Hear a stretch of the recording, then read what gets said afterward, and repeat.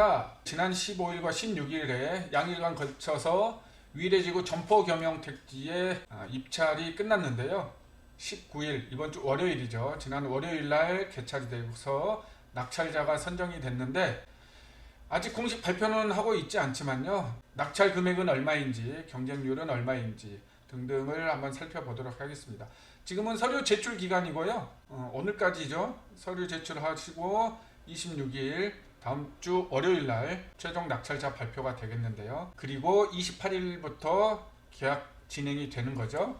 이번은 1차 공고이고요. 아마 9월 말 그리고 10월 말에 2차와 3차 분양 공고가 나올 예정이죠. 그렇기 때문에 이번에 낙찰된 내용 분석해 보시고 그에 맞춰서 2차, 3차를 대응하시는 전략을 짜시면 훨씬 도움이 되실 것 같습니다. 이번에 28개였죠. 28개 모두 낙찰이 됐다고 하는데 상세한 내용 보시겠습니다. 그림은 이번에 분양하게 된 28개 필지들의 위치들을 표시해 드렸고 오른쪽은 그 낙찰 결과를 제가 표로 나열해 드린 겁니다. 순서는 거꾸로 제가 해놨네요. 10-9번부터 1-1번까지 총 28개 필지이고요. 낙찰 예상 금액은 이렇게 됐었고 실제 낙찰 금액은 오른쪽 이 표시 금액이죠.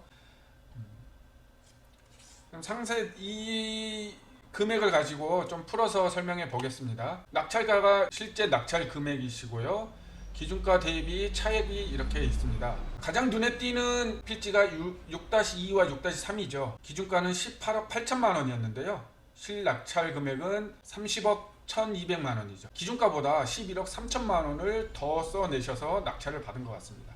위치를 보시면은 이 두 개 필지죠. 여기가 트램역으로 예상되는데 바로 6-1번은 원주민이 가져간 필지이기 때문에 바로 옆인 6-2와 3 인접 필지 두 개를 받아가신 건데요. 제가 보기에는 이거는 특수 목적을 위해서 한 분이 두 개 필지를 총 140평 정도의 부지를 확보하기 위해서 두 개를 연달아 받는 목적으로 확실한 금액을 써내서 두 개를 낙찰 받아가신 것 같습니다. 나머지는 평당가로 치면은요. 3천만 원에서 4천만 원 사이가 제일 많죠. 낙찰률을 한번 같이 보실까요? 눈에 띄는 필지는 6-2와 3번 가장 눈에 띄는 필지들이고요. 그 다음 눈에 띄는 거는 저는 이게 가장 눈에 띄는데요. 1-3번 1-3번은 여기에 있습니다. 중앙 통로의 가운데쯤에 있죠. 1-3이 101%의 낙찰가율로 해서 평당 2,800만 원에 받아갔습니다. 거의 기준가로 가져가신 거죠. 아주 탁월한 전략가가 아닐까 싶습니다. 그 다음 낙찰가가 높은 쪽을 보면은요. 이쪽이죠. 10-3번부터 6번까지 여기 있습니다. 10-3번부터 6번까지 이 필지들이 인기가 또 많았네요. 그리고 다음 낙찰가율 높은 게 6-6, 7번 6-6번과 7번 여기도 낙찰가율이 좀 높았고요. 평당가 3,500만 원이죠. 바로 6-9번도 좀 높았습니다. 그리고 낮은 순서대로 보면 방금 말씀드린 1-3번 좀 낮았죠.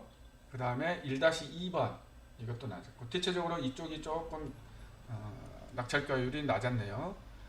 2-3번도 좀 낮아. 평균 낙찰가율은 125%가 나왔네요. 그리고 평당가를 평균 내보니까 3,400만 원 정도의 낙찰을 받았습니다. 편차가 좀 있긴 하죠.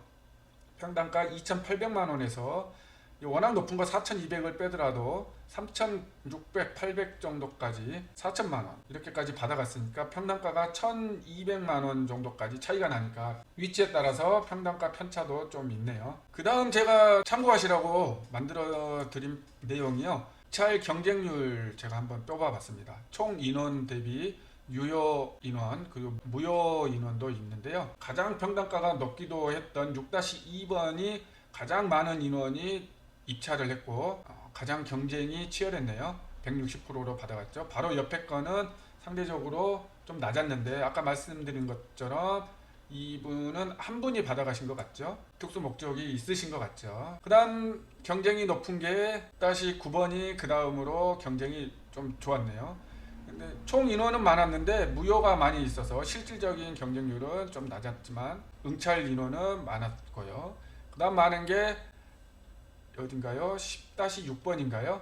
12분이 응찰해서 무효표 하나 나와서 11명이 경쟁을 하셨네요. 낙찰가율은 높았지만 10-5번은 상대적으로 응찰 인원은 좀 낮았고요. 입찰 경쟁률은 5.5%인데 실질 경쟁률은 한 5대1 정도, 5대1의 경쟁률을 뚫고 낙찰되신 거죠. 가장 낮은 낙찰가율로 입찰을 받아가신 1-3번은 2명 중에 1명이 무효 처리돼서 입찰하신 분 혼자서 입찰하신 거죠. 여기도 하나 좀 눈에 띄긴 하는데요. 115%를 쓰셨는데 혼자서 쓰셨어요. 8-2번 이걸 선택하신 분은 참 대단하신 것 같습니다. 여기를 어떻게 혼자 하실 줄 알고 콕 집었죠. 여하튼 혼자 하셨든 여러 명이 경쟁해서 하셨든 낙찰 받으신 분들께는 진심으로 축하드리고요. 낙찰 받지 못하신 분들도 2차, 3차가 있으니까 기회를 잘 살려보시면 좋겠습니다. 결론적으로 전체가 다 낙찰이 됐고요. 1차 시에서 전체가 낙찰이 됐고 평균 낙찰가는 평당가로 3,400만원 정도 됐고요. 평균 낙찰가율은 125%. 2차와 3차의 분양 공고가 남았는데 이때는 입지는 1차보다는 좀 떨어지지만요. 물론 이쪽 입지를 저는 나쁘게 보진 않습니다. 이렇게도 괜찮을 거고요. 평균은 이렇게 되지만 내용 하나하나 뜯어보면 편차가 좀 있잖아요. 2차, 3차에서는 더 뚜렷하게 편차가 발생되지 않을까 예상이 되는데요.